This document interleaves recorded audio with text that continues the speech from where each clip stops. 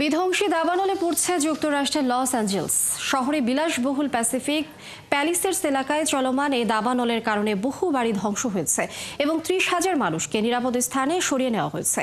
ঘন ধোঁয়ার মেঘ গোটা মেট্রোপলিটন এলাকা ঢেকে ফেলেছে।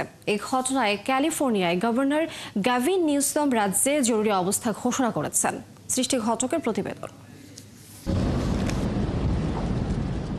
ভয়াবহ দাবানলের কারণে পুরো লস অ্যাঞ্জেলেস এখন চরম আতঙ্কের মধ্যে রয়েছে। স্থানীয় কর্তৃপক্ষ এবং দমকল বাহিনী পরিস্থিতি সামলাতে আপ্রাণ চেষ্টা চালিয়ে যাচ্ছে। স্থানীয় কর্মকর্তাদের তথ্য অনুযায়ী সান্তা মনিকা ও মালিবুর মধ্যবর্তী প্যাসিফিক প্যালিসেডস এলাকায় ২,৯২১ একর জমি দাবানলে পুড়ে গেছে। দীর্ঘদিনের শুষ্ক আবহাওয়ার পর প্রচণ্ড বাতাস দাবানলের ঝুঁকি বাড়িয়ে দিয়েছে।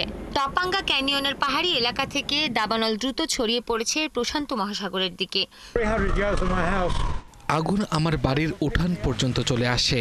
জরুরি সহায়তা কর্মীরা এমন সময় আমাকে বাড়ি থেকে বের করে। এখানে থেকে নিজের বাড়ি ঘর বাঁচাতে পারবো না আমি, তার চেয়ে প্রাণ বাঁচানো সবচেয়ে জরুরি।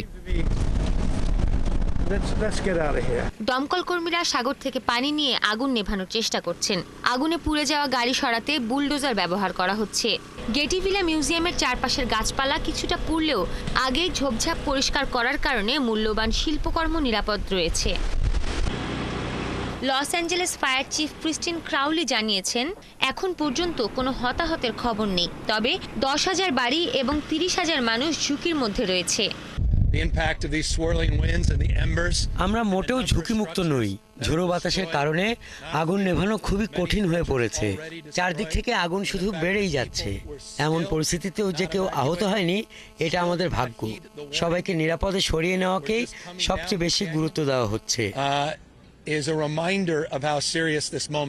প্যাসিফিক প্যালিসেডস থেকে উপকূলীয় এলাকার দিকে একটি মাত্র প্রধান রাস্তা থাকায় যানজট চরম আকার ধারণ করেছে। সড়কে পরিত্যক্ত গাড়ির কারণে অনেক বাসিন্দা হেঁটে পালানোর চেষ্টা করেছেন।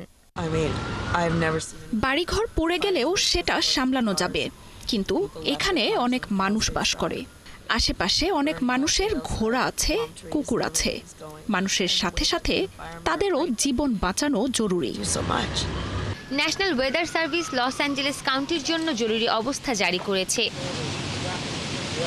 সৃষ্টি ঘটক, ৭১।